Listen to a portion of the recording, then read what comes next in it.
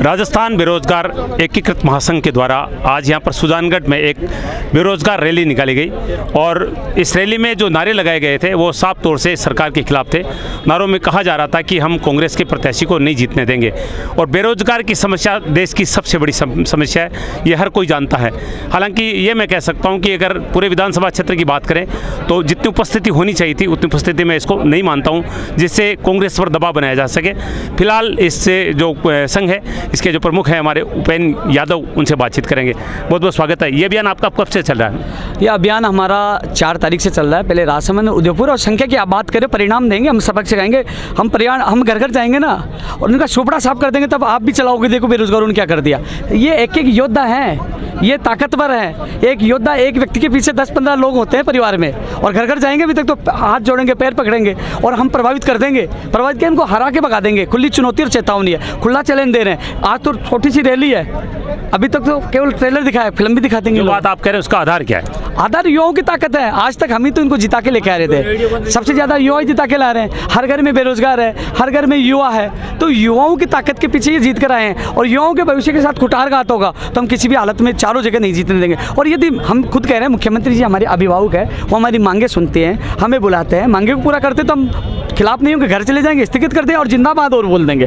केवल हमारी मांगों से मतलब है, राजनीति से मतलब नहीं है। लेकिन हम तो ये एहसास करवाने के लिए आए हैं कि आज बेरोजगार एक पद के लिए तरसता है। ये 2012 से तरस रहा है, कोई 13 से तरस रहा है, तो वो एक पद के लिए तरस रहा है। तो नेताओं को भी उस पद से, यानी कि एक विधानसभा से हराकर उस पद की, उसकी ताकत दिखाना चाहिए, उनका दर्द क्या होता है, एहसास करवाना है कि युवाओं की ताकत क्या है और युवा किस प्रकार एक पद के लिए तरसता है। तो नेताओं को तरसाने के लिए हम आए हैं। पंजी, जैसा आप कह रहे हैं कि लॉलीपॉप दी गई हमेशा, तो ये क्या जरूरी है कि इस बार भी आपको कह दिया जाए चुनाव से फिर उसके बाद में सरकार मुकर जाए? देखो, हमने ये कहा था, जो 16 सूत्री मांगे है, जो मांगे होने वाली है, जिसमें कोई भी अड़ंगा नहीं है, तो वो तो कर दीजिए, क्योंकि पूत के पाँव पानी में दिख जाते हैं। कि हम पहली मीटिंग में हमने जब 23 तारीख को रात को, मार्च को, जो फरवरी को हमने आंदोलन उठाए, 2 मंत्री रात को आए, पहले 7 दौर की वार्ता हुई, तो उन्होंने यह वादा किया था कि हम कमेटी बना रहे हैं, लिखित में सहमति भी दी थी, जो 25 मांगों पर सहमति भी दी थी, और उन्होंने कहा था पहली मीटिंग में कुछ समस्याओं को निस्तारण कर देंगे। तो हमने स्पष्ट कह दिया था कि पहली मीटिंग में आपको पता लग जाएगा, आप गोली दोगे, क्योंकि आप पहली मीटिंग में 2, 4, 5 समस्याओं का हल कर दोगे तो हमें लगेगा आप बेरोजगारी तेजी काम करोगे। हमने यही बोला था मीडिया में भी, और पहली मीटिंग में कुछ भी नहीं हुआ। तो हमने जैसे 2 तारीख को मीटिंग हुई, 3 से बगावत कर दी,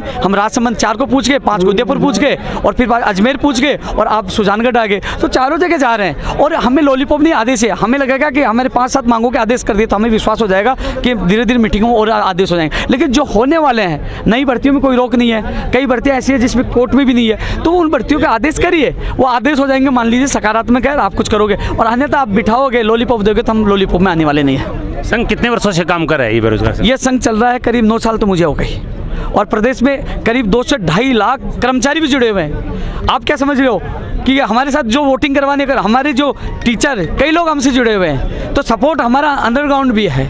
आज जब हम रैली आयोजित करें तो हमारे पास पैसे, बजट कहाँ से आ रहा है? आज उनको तो जिम्मेदारी दी कि भाई झंडी तू बनाएगा, बैनर तू बनाएगा, ये साधन जो हम लोग सब मिलकर एक सामंजस्य में, पर्दे के पीछे सारा गेम चल रहा है। वोटिंग भी वही करवाएंगे, कई चीज़ें हैं।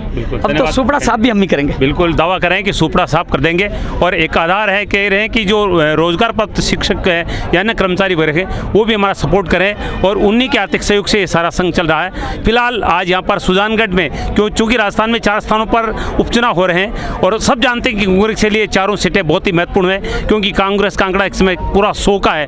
ऐसे में एक सीट कांग्रेस के लिए महत्वपूर्ण है, और बेरोजगार लोगों ने सरकार पर दबाव बनाने के लिए इस तरह का एक कार्यक्रम रखा है। देखते हैं इस तरह की रैली, इस तरह का प्रदर्शन सरकार पर कितना प्रभाव डालता है, ये समय बताएगा। बेरोजगारी की समस्या सुजानगढ़ नहीं, पूरे देश की समस्या है, और सबसे बड़ी संख्या बेरोजगारों की है, और समय समय पर इसके लिए आंदोलन भी, प्रदर्शन भी होता है। सुनीता है, जिन्होंने 2013 में जो एएनएम जीएनएम की भर्ती हुई थी, उसके लिए 9 दिन तक जयपुर में अनशन किया था। मैं उनसे बातचीत करूंगा। आपने जो प्रदर्शन किया था, आपको क्या लगता है इसका कोई प्रभाव पड़ा सरकार के ऊपर? सरकार ने हमें लिखित में दिया है, सरकार ने कहा कि हम 10 दिन के अंदर अंदर आपको नियुक्ति दे देंगे, लेकिन आज तक ये कमेटी खेल रहे हैं, 10 दिन तो हो गए, अभी तो कोई नियुक्ति हमें नहीं दी गई है। अब सरकार क्या चाहती है इसका हमें कोई पता नहीं, लेकिन हम चाहते हैं हमारा हक हमें मिलना चाहिए। हम 8 साल से परेशान हो रहे हैं। अच्छा, ये जो प्रदर्शन आज किया, आपको लगता है कि इसका प्रभाव पड़ेगा? जरूर इसका प्रभाव पड़ेगा। अगर नहीं पड़ेगा तो हम सरकार के खिलाफ जाएंगे, अगर हमारी सुनते हैं तो हम सरकार का साथ देंगे।